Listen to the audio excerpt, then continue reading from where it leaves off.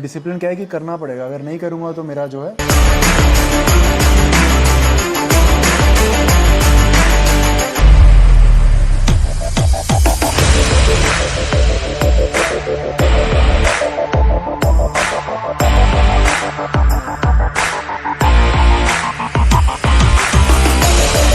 Depression में था तब।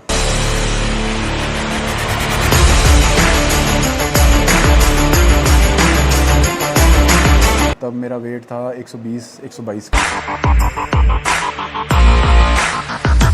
तो आज की वीडियो किसी भी तरह की प्रमोशनल वीडियो नहीं है, ये एक मोटिवेशनल वीडियो है। जो भी मेरे भाई लोग जिम जाना चाहते हैं या जिम या बॉडी बिल्डिंग इंडस्ट्री में अपना कदम रखना चाह रहे हैं और किसी भी कारण से वो नहीं रख पा रहे हैं, या कोई भी फैमिली इशू है या जॉब का इशू है, ये सब बहाने हैं। अगर कोई भी ऐसा आपको इशू है, प्रॉब्लम है, तो ये मोटिवेशनल वीडियो आपके लिए बहुत लाभदायक होगी। बाकी आप इस वीडियो में बने रहिए। तो दोस्तों, हम जुड़ चुके हैं इस वक्त जलंधर के सर्वेश महन के साथ। अभी हम इनकी लाइफ की जर्नी देखेंगे कि एक नॉर्मल पर्सन से एक बॉडी बिल्डिंग इंडस्ट्री में कदम रखने के बाद उनकी लाइफ कैसे रही, अप्स एंड डाउन्स उनकी ज़िंदगी में आए। बाकी हम जुड़ते हैं। हेलो भाई, कैसे हैं आप? फाइन। स्टार्टिंग कब किया आप? स्टार्टिंग 7th या 8th क्लास में था मैं तब, और तब हमारे घर में नया नया केबल टीवी शुरू हुआ, तो वहाँ मैंने फिर हॉलीवुड मूवीज़ देखी। वहाँ सिल्वेस्टर स्टैलोन को देखा, आर्नोल्ड श्वार्ज़नेगर को देखा, जॉन क्लॉड वैन डैम को देखा। उनको देख के मुझे लगा कि हाँ, जो ऐसी फिजिक होनी चाहिए बंदे की, ना बहुत ज़्यादा ना बहुत कम, एक जो कहते हैं ना आइडियल फिजिक। मतलब मेरे पर्सनल ओपिनियन से मुझे वो ज़्यादा अच्छा लगा बजाय बॉडी बिल्डर्स होते हैं ना बिग वो। जैसे हमने आपकी कई पिक्चर्स देखी हैं, आपने उसमें फोटोज डाली हुई जिसमें आपके काफ़ी फैट भी है। हाँ, वो जब मैं 24 साल का था तो मेरे पापा एक्सपायर हुए, तो उस वक्त 6-8 महीने के लिए मैंने जिम मतलब कम जा रहा था, मैं बीच में छोड़ भी दिया, डिप्रेशन में था तब क्योंकि पापा एक्सपायर हुए थे। तो वो 6-8 महीने में मैंने almost I guess 40-50 kgs gain किया था। तो तब मेरा वेट था 120-122 किलो। 120? हाँ, तब मैं था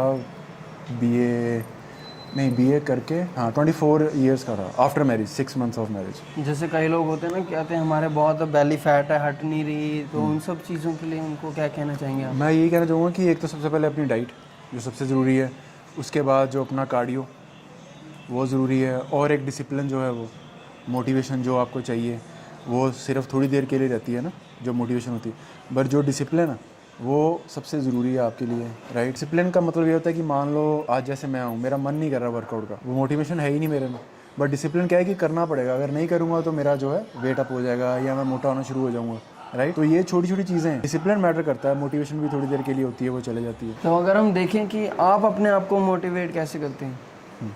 मेरी मोटिवेशन का यही स्रोत है कि मैं अपने आप को दोबारा उस स्टेज पे नहीं देखना चाहता जब मैं 120 किलो का था। यही मोटिवेशन होती है, मतलब मैं वापस नहीं जाना चाहता जिस स्टेज में था।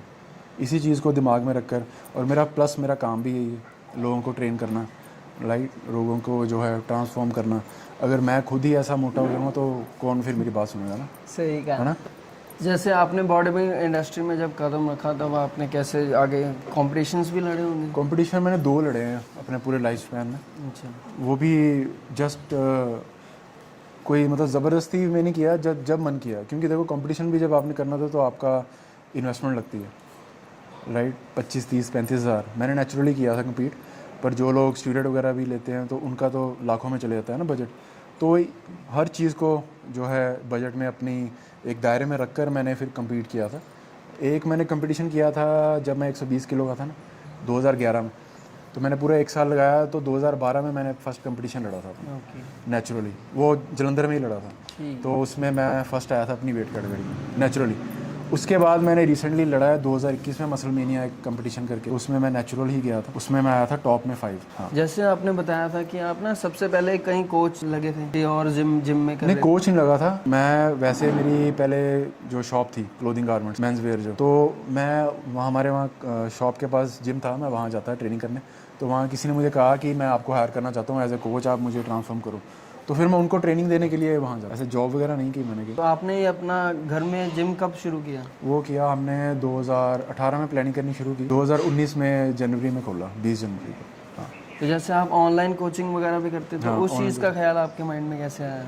यही है कि देखो ना, पैसे की ज़रूरत किसको नहीं है। बाकी कोरोना के टाइम में भी ना, कोरोना के टाइम पे ज़्यादा दिमाग चला क्योंकि बिल्कुल फ्री थे ना, तो तब मैंने ज़्यादा जोर पकड़ा ऑनलाइन ट्रेनिंग का, ऑनलाइन एड्स करनी शुरू की अपनी, फेसबुक इंस्टाग्राम पे, और मुझे अच्छा काम आया था। तो मैंने देखा कि जो ऑफलाइन है वो अपनी जगह, ऑनलाइन की कोई लिमिट नहीं है, जितना मर्जी आप काम को बढ़ा सकते हो ना। ऑफलाइन में इतना ही है कि मैं इतने घंटे काम कर सकता हूँ, इतने लोगों को एक वक्त पे ट्रेन कर सकता हूँ, पर ऑफलाइन की कोई लिमिट नहीं, ऑनलाइन की सॉरी। तो इसलिए ऑनलाइन भी मैं फिर जैसे बहुत से लोग कहते हैं जो नॉर्मल 9 to 6 जॉब कर रहे हैं उनकी ज़िंदगी अलग होती है, और एक बॉडी बिल्डिंग इंडस्ट्री में जो भी कर रहे हैं उनकी ज़िंदगी अलग होती है। तो आपका डिफरेंस क्या है, आप बताएं। यही है ना कि बॉडी बिल्डिंग जो बंदा करता है वो थोड़ा सेल्फिश हो जाता है, वो अपने बारे में सोचता है, दिमाग में यही चला रहता है कि डाइट लेनी है टाइम पे, राइट, मैं ठीक लग रहा हूँ कि नहीं लग रहा हूँ टाइम पे, मतलब सेल्फिश होता है वो पहले सबसे पहले अपना सोचता है, फिर वो बाकी काम करता है। और जो 9 to 6 जॉब वाले होते हैं उनके दिमाग में ये होता है कि जॉब करनी है, प्रेशर होता है जॉब का, राइट, प्राइवेट सेक्टर हो या गवर्नमेंट सेक्टर हो, कोई भी हो, आपके ऊपर एक बंदा बैठा होता है, उसका प्रेशर होता है, उसको आपको परफॉर्म करना होता है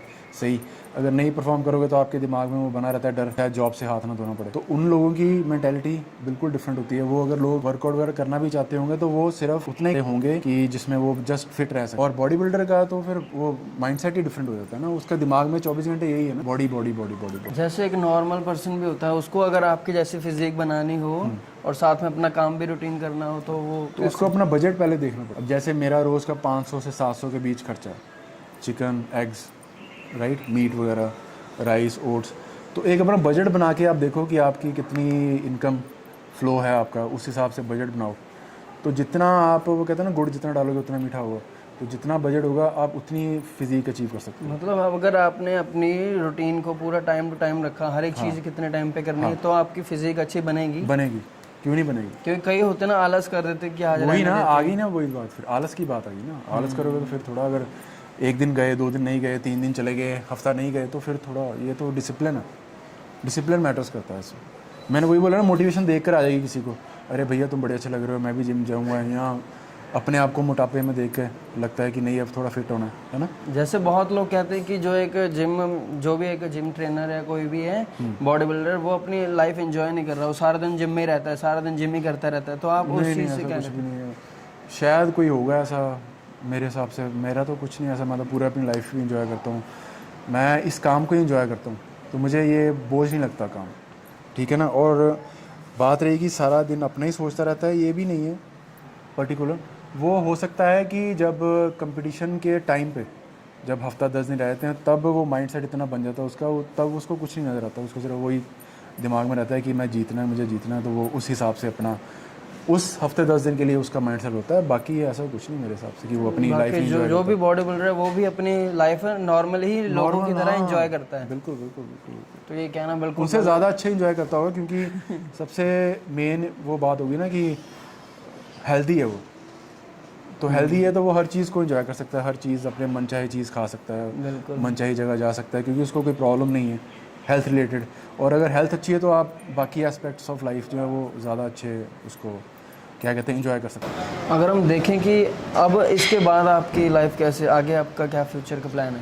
मेरा प्लान यही है कि अपना, अब मेरा माइंड जो है वो ऑनलाइन को लेकर ज़्यादा चल रहा है, ऑनलाइन कोचिंग को बढ़ाऊँ, उसी में दिमाग चल रहा है कि कैसे और अपने आप को एक्सप्लोर करूं, कैसे इन्वेस्टमेंट करूं एडवर्टाइजमेंट पे, कैसे और लोगों के बीच जाना जाऊं और मैं काम को बढ़ाऊं उस हिसाब से। जो मेरा जिम जो मैंने घर पे खोला वो आई एम सफिशेंट, ठीक है ना, बट ऑनलाइन का फोकस है कि ऑनलाइन को और थोड़ा ऊपर लेवल पे लेके जाना, वो मेरे माइंड में चल रहा है। डाइट और वर्कआउट दोनों की कोचिंग देता हूँ। ओके। कई लोग कहते हैं हमें होम वर्कआउट करना है तो उनको होम वर्कआउट के हिसाब से भेजता हूँ, कोई कहते हैं हमें अकेली डाइट लेनी है, उनको डाइट के हिसाब से, कोई कहता है हाँ अकेला वर्कआउट ही चाहिए, तो इस हिसाब से। तो अपने जिम के बारे में बता दीजिए।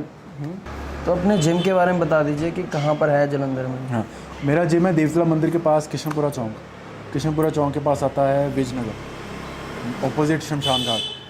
तो विजयनगर के अंदर जब एंटर करोगे आप, एंड में होकर बिल्कुल राइट हो जाना, 262/3 विजयनगर महन निवास। घर पे ही मैंने पर्सनल कोचिंग जो सेंटर है वो मैंने खोला हुआ है। तो वो इसलिए खोला हुआ है कि आपको जो है, जैसे आप कमर्शियल जिम्स में जाते हो वहाँ फ़ीस अलग देते हो और पर्सनल कोचिंग के चार्जेस अलग देते हो ना, तो ये मैंने सिर्फ पर्सनल कोचिंग ही खोला हुआ है। ठीक। आप मुझे हायर करोगे, मैं आपको ट्रांसफॉर्म करूँगा, सारी ड्यूटी मेरी होगी, क्या खाना क्या जो भी लगाना, आपको सिर्फ यहाँ आना है और मुझे फॉलो करना है।